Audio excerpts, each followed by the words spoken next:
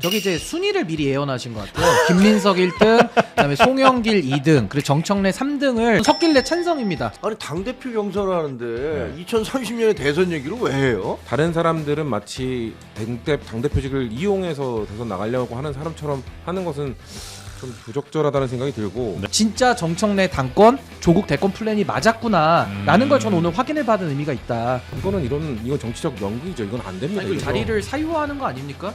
정말 민주당의 전 수치 아닌가.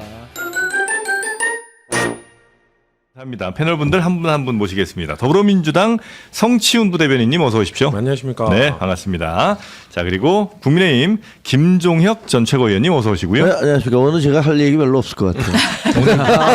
시작하죠. 아니, 몇 주째 쉬시는 거예요? 그래서 민주당 전쟁이니까 뭐.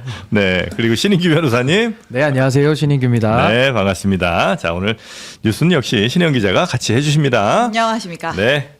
자, 그러면 역시 뭐 전당대 뉴스부터 얼른 가봐야죠. 네. 쭉쭉 소개해 주십시오. 네, 어제 정청래 대표가 연임 도전을 공식화했습니다. 나는 대표직을 이용해서 대선에 출마하지 않겠다라는 의미심장한 발언을 했는데요. 이 장면 보고 오겠습니다.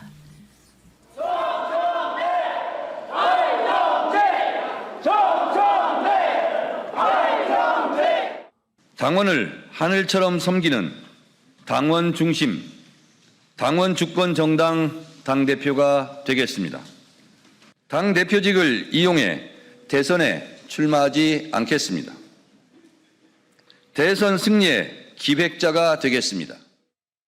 네, 대선 출마하지 않겠다. 대선 승리의 기획자가 되겠다. 알정직. 네. 알정직이 뭐예요? 알겠어 정청래 아. 이게 이제 정청래 후보 이제 지지층에서 이 구호를 계속해서 외치더라고요. 네. 네. 알겠어, 정청래 찍을게. 무조건 네. 찍겠다 이런 이제 의미인 모양이군요. 네. 네. 그리고 이제 어쨌든 대선에 출마하지 않겠다라는 거는 나 자기 정치하는 사람 아니야라는 이제 보여주기 위해서 좀 선언적으로 얘기를 했던 것 같고. 네. 그리고 이제 오늘 아침에 이제 뉴스공장 이제 본인이 민심의 척도라고 하는 이제 딴지와 뉴스공장에 출연을 하셨잖아요.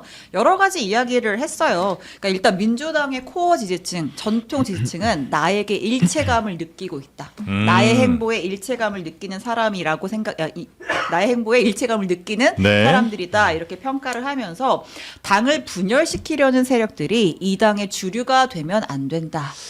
라는 이야기도 했습니다. 네. 그리고 이제 본인이 대선 관리 역할을 한다고 했잖아요. 여기에 대해서 이제 김어준 씨의 또 질문이 의미심장했는데 아니, 본인은 안 나간다고 하는데 국민이 부르면 어떻게 되나요? 또 이제 이런 질문도 네. 있었습니다. 합당 관련된 얘기도 있었죠. 네. 어쨌든 합당에 실패한 것은 이제 당대표인 나의 책임이지만 당시에 그렇게 강력한 반대가 있을 줄 전혀 예상하지 못했다라고 하면서 이 논란이 있을 때 강득국 최고위원 홍익표 정무수석이 만날 때 나도 함께 있었다. 그 과정에 대통령의 뜻이 전달이 됐는데 그 내용은 내가 말할 수 없다고 했죠. 이것도 바로 듣겠습니다. 아하, 듣는 게 많네요. 그러니까 하고 지도부를 만났을 것 같아서. 그러면 같이 만났으면 무슨 얘기가 오갔는지 알고 계시겠네요? 알고 있습니다. 홍 수석이 대통령 뜻이 통합이라는 요지의 메시지 전달했습니까? 그건 말할 수 없습니다. 그러면 지방선거 이후에 통합 전대가 좋겠다는 뜻은 전달했나요? 그것 또한 말할 수 없습니다. 네. 네. 화기애애한 분위기의 인터뷰가 좀 있었던 것 같고. 네, 이거 말하면 나에게 유리하게 해석될 수 있는데 네. 정치의 금도가 있잖아요. 말하지 않겠습니다. 얘기를 했고요. 내가 참는다. 네, 약간 그런 톤이었던 것 같아요. 네. 그다음에 지난 선거평가 얘기를 하면서 서울과 부산 패배 아팠는데 뭐 물론 그것도 내 책임이지만 내가 더 적극적으로 개입할 걸이라는 취지로 이야기를 하더라고요. 당시 이제 캠프에서 여러 가지 뭐 이제 선거 운동들의 부족한 부분이 있었는데 내가 더 적극적으로 공중전을 펼쳐야 했던 거 아닌가 하는 아쉬움이 있다라는 얘기를 했고 네. 특히 평택을 같은 경우에는 내가 모든 지역에 후보를 내겠다라고 이제 천명을 했고 그렇게 해야 한다는 당대표로서 강박이 있었는데 지나고 보니 내지 않았으면 할 걸 하는 아쉬움이 있다라는 평택이 취지로 후보를 안 냈어야 되는 거 아닌가 후회를 한다고요? 라는 취지로 이야기를 했습니다. 아, 그래요? 네. 이제 김어준 씨가 지나고 보니 반성이 되시죠? 뭐 약간 또 이제 이런 얘기들이 있었어요. 네. 자, 뭐 여러 얘기들이 이제 동시에 좀 나왔기 때문에 뭐 다 충분히 정리가 안 되셨을 수도 있는데 지금 정청래 후보의 이런 발언들, 네. 이런 스탠스들은 어떻게 또 평가하고 계시는지 한번 여쭤볼까요? 일단 내용이 많네요. 네. 일단 대선 불출마는 할 거라는 얘기 사항들이 많이 나왔었는데 대선 불출마 선언을 할 수 있습니다. 근데 당대표직을 이용해서 대통령 선거에 나가지 않겠다라는 얘기는 과연 적절한 발언인가. 왜냐면 일단 이번 당대표는요. 28년까지잖아요. 네. 2년 임기란 말이에요. 총선 관리하는 사람이에요. 네네네. 지금 이번에 당대표되는 어떤 누구도 30년에 있는 대선을 대선 때 당대표직을 당대표직을 이용한다는 게 무슨 의미인지 모르겠는데 당대표 하다가 대통령 가는 걸 비판하는 건가? 그럼 이재명 대통령 비판하는 건가? 뭐 이상하단 말이에요. 그러니까 왜 굳이 그 워딩을 썼는지는 참 해석하기가 어려운 것 같아요. 근데 어쨌거나 본인은 대선에 욕심이 없다라는 얘기는 저는 뭐 선거 측면에서 전략적으로 할 수 있다고 생각하나 굳이 다른 사람들은 마치 당대표직을 이용해서 대선 나가려고 하는 사람처럼 하는 것은 좀 부적절하다는 생각이 들고 네. 그리고 정책적으로 뭐 보안수사권 전면 폐지도 또 얘기를 하셨는데 지금 뭐 뒤에 다루겠습니다. 지금 우리 당의 당내에서도 이제 얘기가 많이 네, 나오더라고요. 그러니까 이렇게 뜨거운 상황에서 이거를 굳이 또 전면에 끄집어내는 게 저는 이거는 이건 뒤에 좀 얘기를 하겠습니다. 네네, 그리고 알겠습니다. 이거 일단 저는 그리고 이 홍익표 수석과 만난 그 얘기를 이건 꺼내면 안 되는 거예요. 대통령실의 정무수석을 그 당시 어떤 국면에서 누구랑 만났다라는 그거 자체를 확인해 주는 거는 매우 부적절합니다. 당대표로서 그 당시에 대통령실에서 누가 와서 얘기했다는 그 팩트 자체를 왜 저 방송에서 얘기를 합니까? 난 내용에 대해서 이야기할 수 없다. 이미 만났다는 사실을 얘기했잖아요. 그 자체가 네. 부적절하기 때문에 저는 자꾸 당연히 정무수석의 역할은 여당도 만나고 야당도 만나고 하는 거니까. 근데 만난 부분에 대해서 특히나 예민한 시기에 만난 부분에 대해서는 함구해야 됩니다. 얘기를 밖으로 꺼내서는 안 됩니다. 일종의 경고 내지는 뭐 위협 같은 거 아닐까 싶긴 한데, 그러니까 더 이상 나를 자극하면 다 풀어. 다 풀겠다 뭐 이런 취지 아니에요? 그러면은 지금 본인의 입으로 분열 세력이 주류되면 안 된다고 했는데 네. 그런 협박성 발언을 하는 사람이 집권 여당으로서의 분열을 조장하는 거 아닌가요? 아니 뭐 협박 한두 번 하는 것도 아니고 네? 정권은 아니, 짧고 국민은 영원하다는 그러니까 협박도 이미 하신 분인데 집권 야당으로서의 발언이나 다름없다라는 생각이 들고 만약에 협박성 발언이라면 네. 정말 그렇게 믿고 싶지 않은데 그리고 마지막으로 하나 평택에 후보 내지 않은 거 그거 후보를 내지 않을 거리라고 했다면은 자 정당이라는 건요. 정치 과정 전체 행위자들 중에 정당이 다른 뭐 이익단체나 시민단체나 구분되는 거는 권력을 추구하는 거고 네. 현대 민주주의 그 권력을 추구하려면 후보를 내야 됩니다. 후보자를 내지 않는 정당은 정당으로서의 기능을 못 하는 겁니다. 자, 근데 정당의 당대표가 다시 한번 도전하시는 분이 그때 후보 내지 말거리라고 정말 그거를 발언했다면 당대표 하실 자격이 없는 거 아닌가? 그런가요? 그거를 지금 저는 김어준 씨가 유도를 했건지 그걸 모르겠어요. 유도를 네. 해가지고 후회하죠, 반성하죠. 그러면서 한 번 더 고민할 거리라고 생각했다면 모르겠는데 그러면 그때 후보 낸 그래서 완주를 한 그리고 그 후보를 김영남 후보를 지지했던 지지자들 마음은 뭐가 됩니까? 이제 그 큰 갭이 있는 것 같아요. 그러니까 네. 조국혁신당과 이미 우리는 한 당이야라고 생각하시는 분들이 계신 것 같고, 그러니까 잠깐 우리가 떨어져 있지만 우리는 한 당이야. 그러니까 한 당에서 한 후보 내는 게 맞지라고 생각하시는 분들이 저쪽에 계신 것 같고, 무슨 소리야? 조국혁신당과 우리는 당연히 다른 당이고 앞으로 뭐 상황 따라 달라질 수는 있지만 당연히 우리 후보는 우리가 내야지라고 생각하시는 분들이 있는 것 같습니다. 그 부분은. 저는 좀 다른 관점에서 제3자니까 이게 그쪽에서 내분 벌어지는 거, 내전 벌어지는 거 지켜보면서 오늘 포인트에서 되게 재밌었던 건 야, 김어준 씨가 정말 이렇게 양다리를 타는구나. 라는 것들을 저는 느꼈어요. 지난번에 김민석 그렇죠. 의원 김민석 인터뷰랑 이런 신나는 톤. 네, 총리 왔을 때 그때 CCTV 공개했잖아요. 예. 그 CCTV 도대체 어디서 나온 거야? 뭐 우리가 열심히 취재해서 뭐 얻었다고 하지만 그 다음에 누가 봐도 그거 다 짜고 치는 고스톱으로 좀 저러고 있구나. 판 깔아주고 있구나. 네. 그걸 봤어요. 그 다음에 뭐 파리로 갔다 돌아오셨었는데 네. 그 다음에 오늘 보면은요 이것도 짜고 치는 고스톱이에요. 뭐라고 그러냐면은 당 지도부와 청와대 정무수석의 만남이 있었다면 당대표도 배석했을 것 같은데 했습니까? 이렇게 물어보잖아요. 저도 했습니다. 기자해봐서 아는데 그게 다 알고 하는 질문이거든요. 서로 이미 다 내가 이렇게 그때 있었거든. 약속대로 약속대로 딱 하고 있는 거예요. 이렇게 딱 뭐 마치 자기가 무슨 추론하는 것처럼 물어보는데 그거 뭐 전문가들 서로들 선수들끼리 보면 다 알아요. 딱 물어보니까 거기다 대고 당장 맞습니다라고 얘기하면서 아까 얘기하신 대로 밝혀서는 안 될 부분들을 얘기하고 있는 거예요, 사실. 네. 당대표가 그러면 그때 당시에 얘기했던 강득구 최고위원 홍익표 그 수석은 거짓말한 거거든요. 그렇죠. 만난 사실 없다. 네. 기억이 안 난다. 이렇게 얘기했는데 그거를 지금 까고 있는 겁니다. 그러면서 뭐 그 다음에 물어보니까 그건 금도여서 말할 수 없다. 이미 다 깠는데 뭘 금도여서 말할 수 없어요. 그러니까 야 이거 좀 재밌구나라고 생각되는 게 김어준 씨가 김민석 그다음에 정청래 양쪽에 예. 놓고 적당히 나는 당신 도와주고 있어. 뭐 이렇게 하는데 전체적으로 보면 정청래 저 후보 쪽에 많이 가 있는 것 같아요. 그러면서 이제 조국 그 합당과 관련해서 잘못한 거 알겠죠? 뭐 이렇게 얘기하는 거 보면 아 저게 저 사람의 본심이구나라는 것들 재밌네요 아주. 그러나 양쪽에 보험은 들어오는 것 같다. 표정이 굉장히 맑으시죠. 할 말 아까 시작할 때 할 말 없다고 하셔놓고 이렇게 신나가지고 말씀하시는 거는 아니, 분석을 하니까 재밌네. 아니 저는 그 알정찍이라는 게 요즘 많이 정청래 대표 쪽에서 유행을 시키려고 해가지고 알정찍. 네. 알겠어 정청래 찍을게라는 이제 그 표현이잖아요. 네. 근데 일각에서는 알겠어 정민철 찍을게 내지는 알겠어 정청래 찍어내줄게 뭐 이런 식으로도 변형해서 지금 쓰고 계시니까. 이것도 있어요. 알겠냐? 정영진 찍혔다.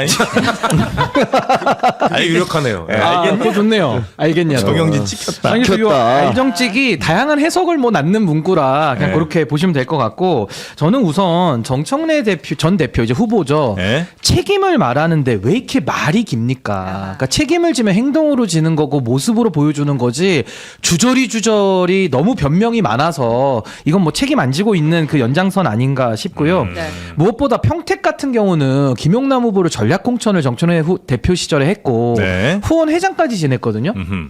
근데 본인이 이제 와서는 판단을 후회하는 거 아닙니까? 그럼 우리가 정치인들 보통 우리가 판단할 때 신언서판이라고 하잖아요. 그러니까 신 이제 외모 그리고 네. 이제 서 글씨 언 말주변 판이 판단력이거든요. 그럼 본인은 판단력이 없다라는 자기 고백이니까 당 대표 출마하면 안 되죠. 그런 판단력을 가지고 있다면 그래서 저는 반성이 너무 없다라는 생각이 들고 무엇보다 정청래 후보를 대선 주자로 사람들이 잘 안 보거든요. 근데 생색내면서 나는 대선 안 나갈게라고 말하는 게 얼마나 이게 참 코미디 같은 일이냐.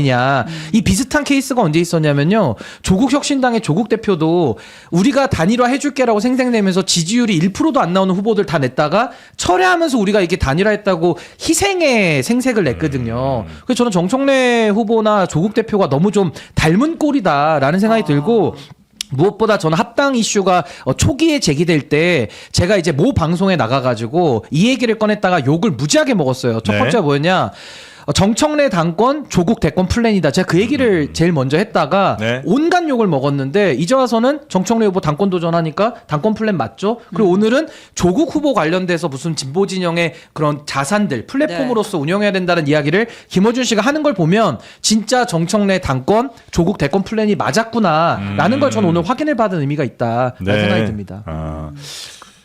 대선 네. 관련해서 얘기하니 아니 나 진짜 얘기 안 하기로 했는데 얘기 안 해. 하세요. 옆에서 지켜보니까 더 많이 보이는 것 같아요. 아 대선을. 아, 대선 관련해서 진짜 이상한 게 아니 당대표 경선하는데 네. 2030년에 대선 얘기를 왜 해요? 아. 그것도 이해가 잘 안 되고 아니 그리고 대선이라는 것은 그때 당시에 시대 상황에 의해서 당원과 국민들이 요구하면 나가는 거고 자기가 아무리 하고 싶어도 당원과 국민들이 아니라고 그러면 못 나가는 거예요. 자기가 그냥 하고 싶다면 하는 거고 못 하고 안 하겠다면 안 하는 겁니까? 아 근데 김어준 씨는 예전부터 그 조국 저 대표에 대한 그 대선 후보로서의 매력 이런 거 굉장히 깊게 느낀 것 같더라고요. 아니, 여기서는 이제 정청래 씨가 자기 본인이 여기서 이제 정청래 대표가 이제 본인은 거잖아요. 안 한다는 얘기인데 네. 그 책이 몇 개 있어요. 뭐 이렇게 닥치고 정치 뭐 이런 책들을 보면 그때부터 한 10년 된 책인데 조국 당 대표에 대한 굉장한 그 애정과 깊은 사랑. 대선 후보로서의 이런 얘기들 많이 하거든요. 킹메이커로 역할을 계속 해오고 있는 거죠. 예, 그래서 아마 그런 차원에서 쭉 이어지는 게 아닌가 하는 생각도 좀 들긴 하고요. 또 하나는 탈당 네. 얘기했잖아요. 네. 그 아마 김민석 후보를 그 네. 겨냥해서 얘기한 것 같은데. 나는 당 나간 적 없다. 네, 예. 20몇 년 전에 그렇죠. 저는 그때 취재 기자여서 그때 상황을 알아요. 그래서 좀 김민석 당시 의원으로서는 억울한 점이 있어요. 왜냐하면 김대중 대통령 그 동교동계 이쪽과 노무현 그때 후보 사이에 굉장히 사이가 안 좋았어요. 그래서 여러 가지 논란이 있기 때문에 뭘 다시 얘기하고 싶지는 않은데 그래서 뭐 그쪽으로 도우러 갔던 건데 아니 그렇게 탈당 얘기하면 민주당 깨고 열린우리당 만든 건 누구예요? 그건 노무현 대통령 지지자들 아니었습니까? 그리고 또 노무현 대통령 탄핵에 동참했던 것도 동교동계였고. 그러니까 뭐 이제 와서 과거에 무슨 그런 것들 따지고 보면 골치 아픈 일들이 많은데 뭐 나는 탈당을 안 했으니까 나는 뭐 정통이다라고 얘기하는 것도 그것도 좀 너무 좀 이상해요. 그래서 이래저래 네. 출마 선언에서 뭐 한 얘기들에 별로 이렇게 이상하네. 당 떠난 적 없다는 얘기는 김민석, 송영길 두 사람 다 노린 거죠. 그렇죠. 그렇죠. 소나무당 소나무당 만들었어요. 소나무당 한 적이 있으니까. 근데 그 네. 과거를 갖고 자꾸 파묘하듯이 하는 거는 그리고 김민석 후보가 그런 과거가 있다는 거 모르는 사람이 있습니까? 그리고 그것 때문에 사실 18년 동안 뭐 떠돌이 생활 고생 많이 하다 오셨잖아요. 네. 그리고 고생 많이 하고 우리 당으로 받아들였을 때는 자 이제 그 과거의 그거에 대해서는 묻지 않을게라는 암묵적 합의가 있는 건데 굳이 그거를 지적하는 거는 전 부적절하고 네. 그리고 대선 불출마 다시 한번 지적하면은 자 이제 이렇게 얘기를 해버리잖아요. 그럼 나머지 다른 후보들한테는 또 대선 얘기 물어볼 거거든요. 당신은 어떻게 나갈 합니까? 거냐? 자, 이 대선 출마 이슈 자체를 지금 8.17 전당대회 갖고 온 것 자체가 매우 부적절하고 네. 이재명 대통령한테 결례입니다. 지금 집권 2년 차입니다. 집권 2년 차인데 차기 대선 출마 여부를 지금 당대표 후보들이 논한다고 만들어놓은 자체가 이건 매우 실수한 거예요. 네. 그러니까 이렇게 끌고 가면 안 되는데 자꾸 집권 그러니까 그 말씀하신 김어준 방송에서도 거기서 자꾸 막 그 차기는 그럼 차기는 거기에 나가서 차기는 이런 얘기 하는 것 자체가 저는 지금 집권 2년 차를 이제 갓 넘어가고 있는 이 넘어가서 몇 달 안 된 대통령에게 이게 할 말인가? 우리가 이거 2년 차 어떻게 끌고 가고 이 정부를 어떻게 그 안정적으로 성공시킬지에 대한 논의를 해야지. 네. 다음은 나는 안 나갈게. 이런 식으로 얘기하는 거는 저는 적절하지 아니 않다고 그리고 생각해요. 저는 정청래 대표 보면 참 불쌍해 보인다는 이제 생각도 전 들어요. 연민의 정도. 왜 그러냐? 아니 능력은 없는데 욕심은 많으니까 지금 이 사달이 전 낫다고 보거든요. 아니 당 대표를 1년이나 했으면요. 뭐 연임 도전한다고 칩시다. 그럼 본인이 1년 동안 잘한 거를 좀 갖고 와서 A, B, C, D, E, F 잘했다. 이렇게 설명을 해서 내가 연임하겠다 이렇게 가야 되는데 유일한 자랑이 나 탈당 안 했어요. 이게 지금 유일한 자랑인 거예요. 근데 무슨 당 대표 연임을 지금 나옵니까? 그리고 선거 결과 이렇게 참패 이후에 정권의 지지율까지 지금 같이 동반 하락을 했었잖아요. 근데 본인이 탈당하는 게 유일한 자랑인 사람을 또 연임을 맡겨달라? 저는 정말 이제는 정말 불쌍함과 연민까지 저는 느끼는 단계로 갑니다. 선거 욕심만 결과가 많아서. 잘 나왔다든지 당 지지율이 올라갔다든지 아니면 뭐 어떤 정책들을 많이 해놨다든지 이런 것들로 자랑을 하고 나서 연임을 얘기해야 되는데 그게 없으니까. 그게 없어서 그런 주장들만 하고 있는 것 같다. 근데 국민의힘에서 안타까워요. 대통령 좀 빨리 물러났으면 좋겠어라고 생각하면서 야 차기 어떻게 되는 거야? 차기 대통령, 차기 후보 어떻게 되는 거야? 야 우리도 차기 주자들이 있어. 이렇게 얘기하는 건 이해가 되죠. 야당이니까. 야당이니까. 근데 민주당 내에서 현역 대통령이 지금 2년 차인데 네. 차기 대선 뭐 이런 얘기하는 건 아니 근데 오늘 그건 너무 좀 쉬신다면서요. 이상해. 오늘 발언 총량이 많으시고 너무 즐거워하세요. 심지어 내가 했던 얘기를 다시 한번 이상해 이러시고 계셔요. 발언량이 뭐 오늘 좋아하면서 뭘 그래? 오늘 발언 자 그리고 예, 다른 후보 얘기도 좀 가볼까요? 그러니까 이제 어제 네. 정청래 대표의 이러한 연임 도전 선언을 보고 특히 뭐 대선 안 나온다 이런 얘기 한 것들을 두고서 예. 일단 송영길 후보가 오늘 아침 한 인터뷰에서 예. 정청래 이재명 대통령 스토커 수준이다 이렇게 평가를 했습니다. 이건 좀 또 워딩이 좀 셉니다. 네, 그러니까 이제 어제 정청래 대표가 그 얘기를 계속하죠. 이재명 대통령이 끝까지 의리를 지킬 사람은 나다. 아닙니다. 오늘 네. 내가 의리가 의리의리합니다. 이렇게 또 얘기를 했거든요. 근데 명청 갈등은 실존하는 것이다. 상대방은 좋아하지도 않고 동의하지도 않는데 혼자서 이재명 좋아한다고 얘기하는 거는 거의 스토커 수준 아니냐 이렇게 얘기를 하면서 김민석 후보 말에 따르면 이재명 대통령이 표정을 관리할 수 없을 정도로 정청래 대표에게 분노했다고 하는데 그렇게 갈등이 있는데 이 정도면 스토커다 이제 이렇게 평가를 한쪽은 아니라고 했고. 하는데 계속 나는 네 편이고 의리 지킬 사람 나밖에 없어라고 계속 얘기하는 게 스토커 하는 거랑 뭐가 다르냐 이런 이제 비판인 거죠. 이렇게 얘기를 하면서 네. 어쨌든 이제 차기 이제 최고위원 후보들 중에서 이제 친정계를 자임하고 나오신 분들이 있잖아요. 네. 뭐 최민희 의원도 있고 등등이 있는데 이제 송영길 후보가 최민희 같은 사람이 최고위원이 되면 지도부가 되면 다음 총선은 필패다, 폭망할 것이다. 뭐 이렇게 누가 그랬어요, 그걸? 송영길 후보가. 오. 네. 또 감탄하신 것 같은데요. 감탄사만 넣어줄게요. 근데 네. 송영길 후보께서 발언이 되게 세시긴 한데 네, 네. 뭐 그 발언 하나하나 센 표현에 대해 제가 뭐 동의 여부를 말할 거는 부적절한 것 같지만 예. 그래도 송영길 의원은 이런 말들을 비판할 자격이 있지 않나라는 생각은 있어요. 왜냐하면 송영길 의원은 본인을 탈당한 것도 공격을 했는데 송영길 의원이 탈당한 게 당을 해치기 위해서 딴 당 가가지고 민주당 공격하기 위해 나갔던 게 아니잖아요. 오히려 당에 부담이 될 것 같으니까 당에 부담이 될 것 같으니까 당을 나가서 홀로 싸우다가 그걸 다 털어내고 돌아온 사람이잖아요. 그러니까 네. 우리도 돌아오실 때 정말 두 팔 벌려 환영했던 거 아닙니까? 근데 그런 사람을 향해서 그렇게 당 떠나는 거 갖고 공격을 하는 그 모습을 보면서 네. 어떻게 송영길 의원이 그걸 참아요. 그러니까 송영길 의원은 그런 말할 자격이 있다. 다소 표현이 격하거나 좀 그런 것들은 있다 하더라도 저는 송 의원님은 충분히 그런 말할 자격이 있는 분이라고 당원들도 그렇게 생각할 거라 생각합니다. 네. 일단 최민희 의원은 바로 맞받긴 했어요. 그 당 떠난 이력을 다시 한번 언급하면서 나는 노무현 때도 언제도 나는 이 당을 지켰고 나야말로 당의 주류다 이제 이렇게 반박을 했고 예. 그 오늘 페이스북 하나 올린 글이 재밌어서 가지고 왔습니다. 명청대전이란 말 좀 그만합시다. 네. 진부합니다라고 하면서 섞일래 섞일래가 뭐예요? 라는 단어를 신조어를 들고 왔습니다.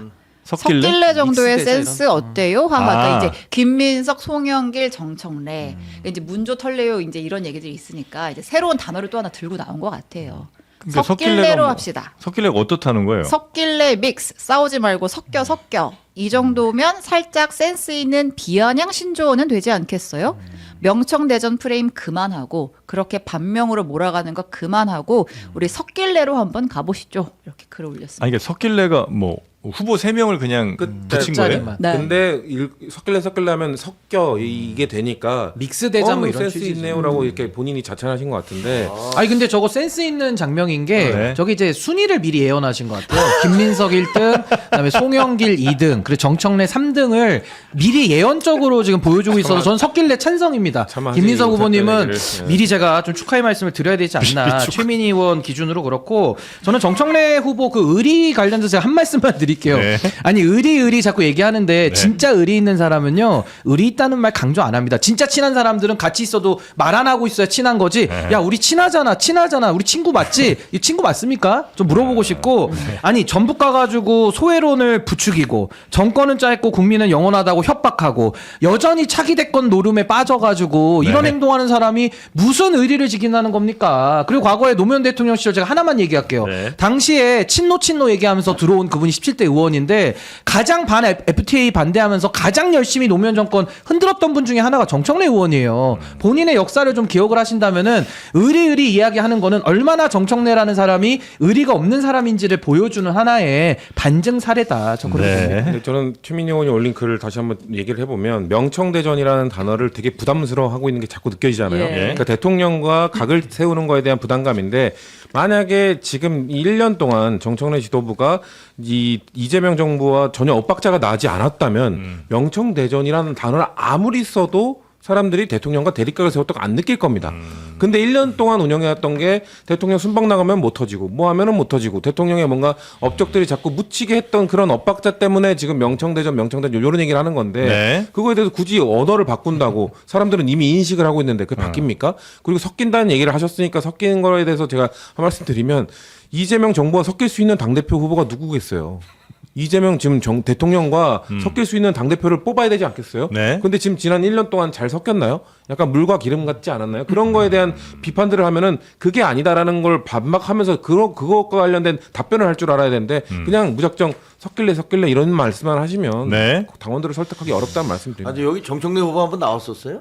아니 이제 그분만 모시면 저희가 되는데 열심히 모시려고 네. 왜 안 나오시는 거예요? 왜? 그러니까 그러니까 그분은 그러니까 일단 저 뉴스공장은 자주 나오시는 것 같고 그 다음에 거기만 나가. 오늘 또 어디 한 군데 더 새날 있었는데 나가시는 새날인가 새가 날아든다라는 그런 또 채널이 있는데 그러니까 거기 그다음에 뭐 뉴스공장 그다음에 뭐 요 정도만 좀 주로 나오시는 그러니까 것 자기 같더라고요. 편이다라고 인식되는 곳만 좀 나가려 하시는 것 같은데 그렇구나. 근데 여기가 지역구랑 같지 않나요? 정청래 대표 마포. 지역구 정청래 의원 맞죠? 지역구입니다. 예. 근데도 안 나오시네 가까운데. 지역구. 지역구에 있는데 방송사가. 자 그리고 지금 최고위원 중에 이성윤 최고가 사퇴했습니까? 아, 이거는 그 네. 이번 전당대회 룰 가정 관련이 있는데 네. 선호 투표제 할 거냐 결선 투표제로 그냥 갈 거냐 가지고 이제 계속 말이 많았잖아요. 예. 최고위가 수차례 열린 끝에 오늘 아침에 결론을 내리긴 내렸습니다. 어떻게 내렸냐? 일단 그 당원 당규 위반이라고 주장들을 하는데 당원 당규상의 결선 투표 등에 선호투표제도 명문화해서 포함시키겠다 이렇게 결론을 내렸어요. 그러니까 더 이상 선호투표제를 간다고 해서 당원당규 위반이라고 문제 제기할 수 없게 된 겁니다. 네. 그리고 하나 뭐 좀 정정해드려야 될 게 예. 저 박시영 TV도 나온답니다. 가까운 쪽으로. 네, 그러니까 이제 좀 선명하게 확실한 지지층을 챙기겠다는 뭐 전략이 아닌가 하는 생각은 들긴 합니다. 네. 외연 확장을 해야 되는 거 아닌가. 글쎄 그거는 뭐 각자의 판단이 또 네, 다르실 네. 수 있으니까요. 네. 요청을 하신 거잖아요. 저희는 계속 요청하고 있죠. 지금도 계속 하고 계시고. 하고 있죠. 그럼요. 예. 예. 아니 정청래 후보만 나오면 저희 그 이제 5명 후보 중에 다 나오십니다 이제. 아, 4명 의미가 오늘 있네. 김민석 총리까지 다 이제 불렀기 때문에 김보미 후보도 좀 이따 나오거든요. 오늘 아, 나와요. 김범희 후보 나와요? 네. 그건 뭐 연설하는데 대단하던데. 아 오늘 파이팅 그러니까. 사이다 연설. 갑자기 신나셨어 표정. 아, 그게 나의 대변인. 아니 그게 청년 정치예요. 맞아요. 제가 보니까 모셔가세요. 진짜로. 아니 오겠어요? 아 근데 청년은 되게 나왔으니까 어쨌든 이제 선호투표제는 이제 당원 당규상 문제가 없는 제도가 됐기 때문에 아마 이번 전당대회에서 도입이 될 걸로 보이고 네. 또 하나 이제 문제 논란이 됐던 게 청년 최고위원 선출직 청년 최고위원 도입하냐 마냐 이거는 오늘 부결됐어요. 다시 한번 전준위에서 논의를 거쳐야 할 걸로 보입니다. 네. 일단 이상윤 최고위원이 요거 때문에 사퇴하신 거에 대해서는 지적을 좀 아니할 수 없는데 네. 이분 최고위원 또 나온다는 이야기가 있거든요. 있습니다. 네. 나오시면 안 됩니다. 본인이 룰 논의한다고. 그러니까 사실상 최고위원을 또 나오기 위해 사퇴하는 건데 마치 이 제도를 용납할 수 없다. 그러니까 사퇴한다는 식으로 지금 포장을 한 거잖아요. 회의 중간에 나가버렸다면서요. 그러니까 이게 말이 됩니까? 그리고 아니 본인이 또 도전을 할 건데 정청래 후보는 그러니까 당대표직 사퇴했잖아요. 또 도전할 건데 지금까지 그럼 최고위원직을 유지하고 있었던 거예요? 그러면서 제도를 만들고 하는 전준희의 브레이크를 거는 최고위 지도부의 자리를 차지하고 있었던 거예요? 선수잖아요. 선수로 또 뛰려고 했잖아요. 선수라고 또 뛸 마음이 있었으면 진작에 사퇴를 했었어야죠. 룰을 정하는 위치에 또 그쵸? 있다. 룰을 정하는 건 사실 그래서 우리 당은 룰을 전준희에 맡겨놓고 최고위는 인준만 해주는 거였는데 네. 룰에 심지어 브레이크를 걸었어요. 아. 근데 브레이크를 거는 대표 선수가 본인이었는데 선수가 지금 또 보니까 나온다. 다음 경기도 선수로 또 뛰겠다는 설이 나오고 있잖아요. 그럼 매우 부적절한 거죠. 근데 네네네. 심지어 거기에 사퇴를 나는 또 도전할 거기 때문에 중립성을 위해 사퇴합니다가 아니라 이 제도에 반대 도저히 참을 수 없다 사퇴 이건 정치적 연극이죠. 이건 안 됩니다. 아니, 그 이렇게는. 이해 충돌이고 네, 본인이 이해 충돌이죠. 자리를 사유화하는 거 아닙니까? 사유화하는 최고위원이 어떻게 그 자리에 있을 수 있어요? 네. 정말 민주당의 좀 수치 아닌가 싶습니다.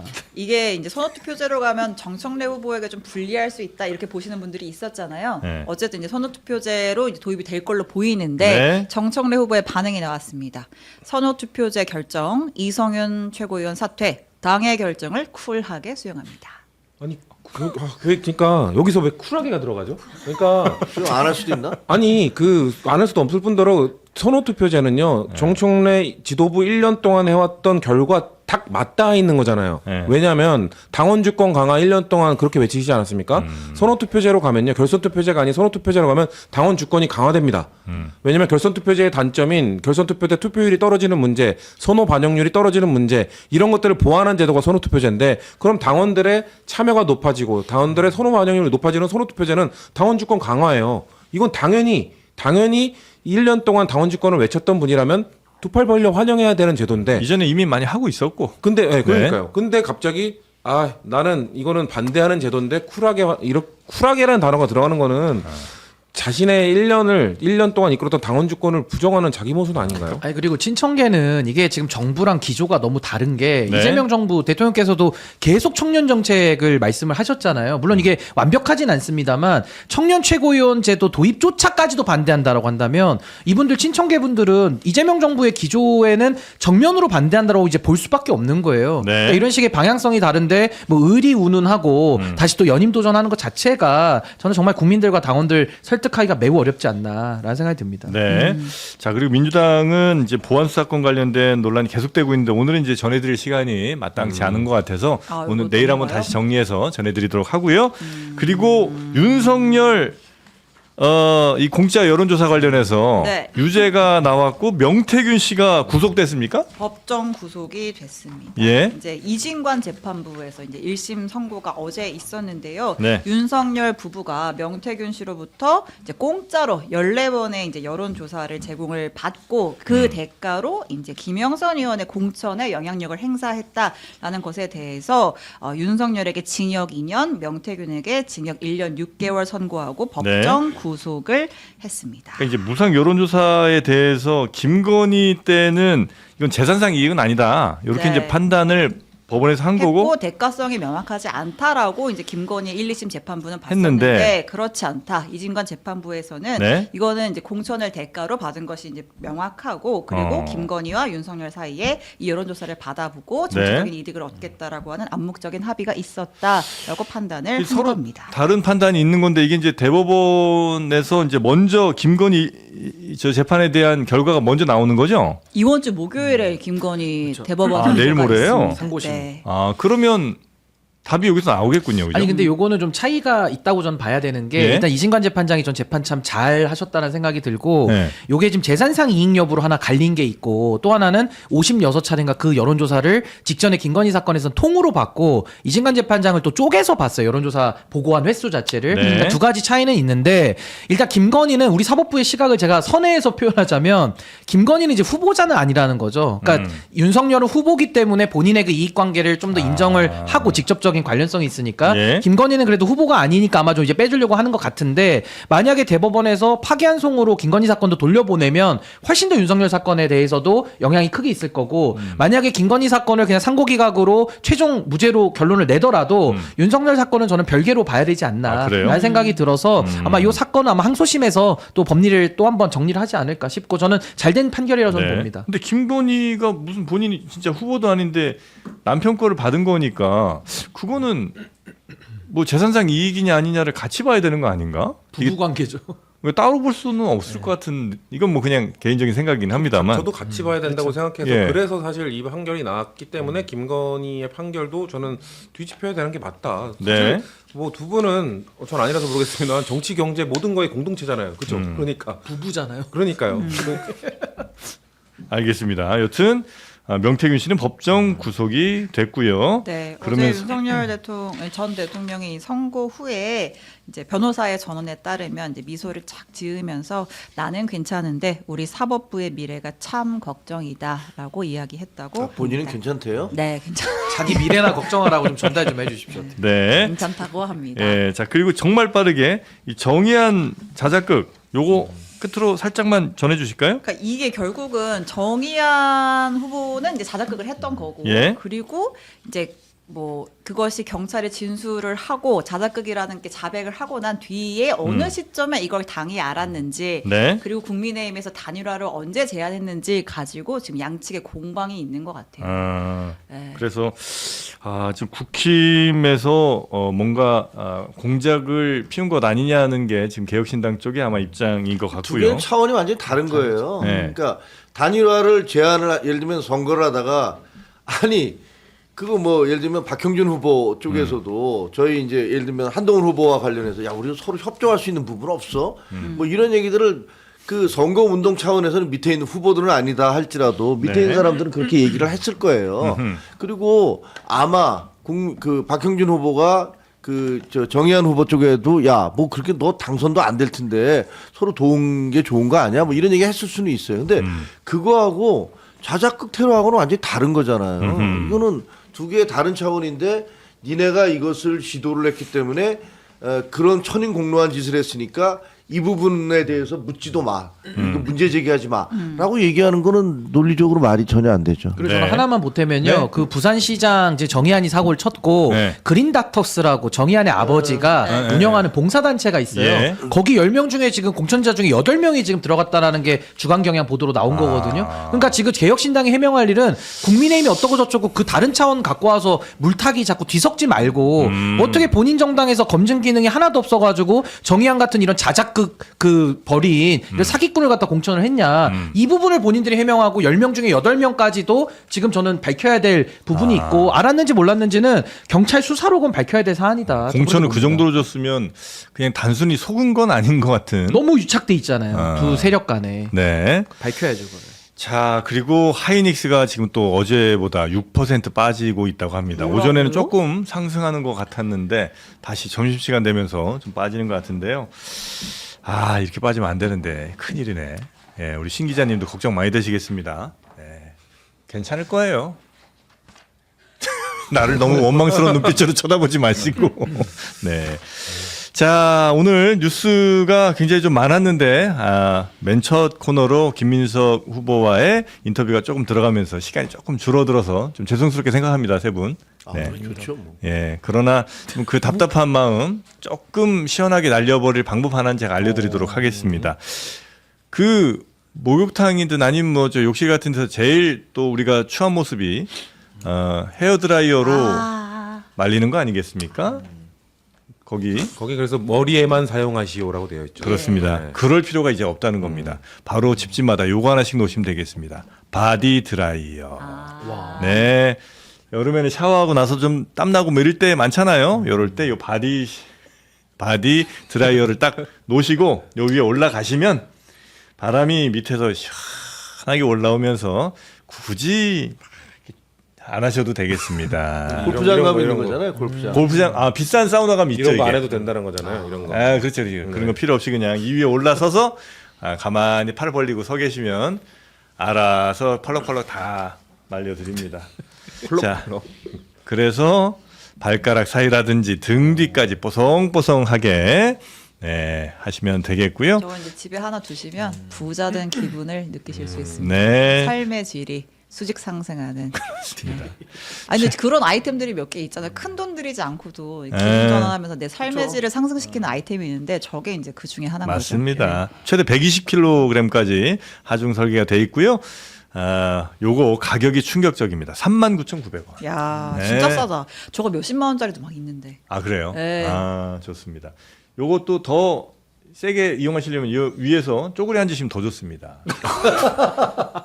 여기까지만 말씀드리겠습니다. 그만해요. 꼭 써보고 싶네요. 진짜. 바람이 세서 쪼그리지 않아도 충분히 가능한 제품으로 알고 있습니다. 네. 그거 얼마나 센지 한번 다 실습해봐야겠네요. 사서. 커트를 해야 되나? 자, 여기까지 말씀드리고요. 자, 그러면 얼른 저희는 상상하셨어 지금. 네, 경제썰 전으로 넘어갈 거고요. 요거는 영상 아래 링크 따라 들어가시면 되고요. 39,900원 정말 파격가 핫딜가로 드립니다. 세 분 오늘 대단히 감사하고요. 다음 주에 뵙니다. 네, 감사합니다.